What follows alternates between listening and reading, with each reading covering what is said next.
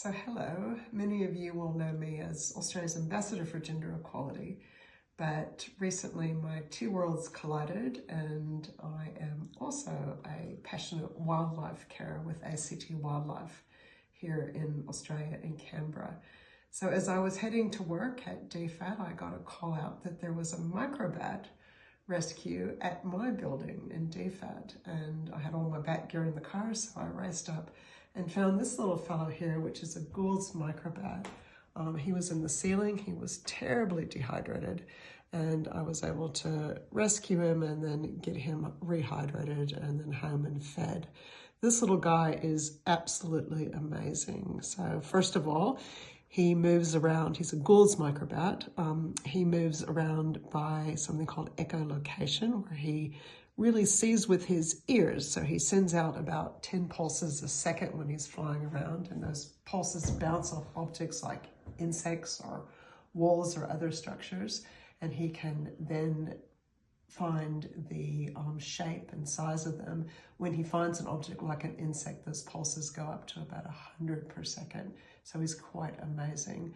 This little Gould's Microbat, and we have about 70 species in Australia, between 60 and 70. We don't quite know because we keep discovering more in our bush and rainforest. There's about 1,200 species of microbats worldwide. They eat about half of their body weight in insects every night. That's about 600 insects a night. It would be the equivalent of a human eating 20 pizzas. And you can imagine how amazing that is for our agriculture when you get this little guy and all of his friends coming together, and he's wanting to fly, which is a good thing because we're getting ready to release him.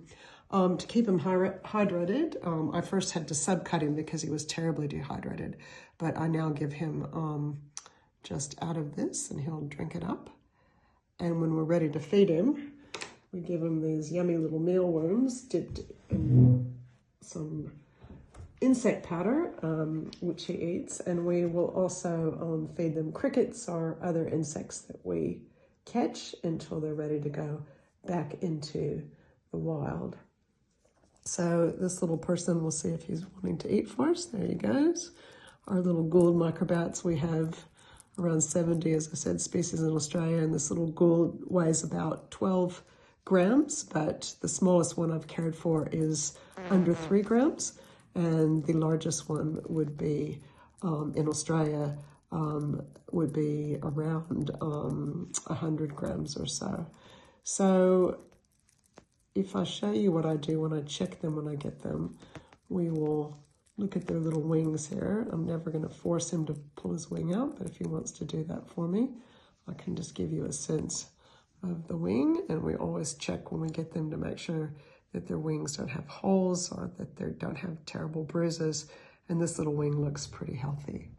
What I also like to do every day is, because they can lose muscle conditioning really quickly and we want to release them as soon as possible, that I give him a little bit of a flight test. So I'm going to let him fly around my lounge room for a minute before I get him and put him back to bed.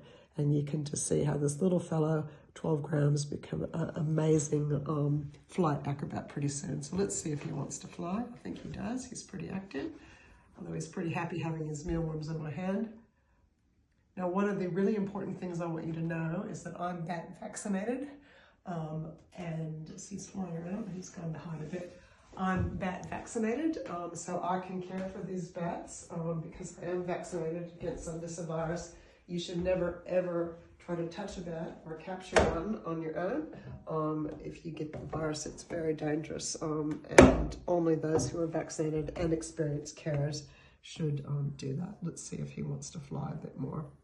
But in any case, that's one example of one of Australia's amazing animals, the Microbat. Thank you.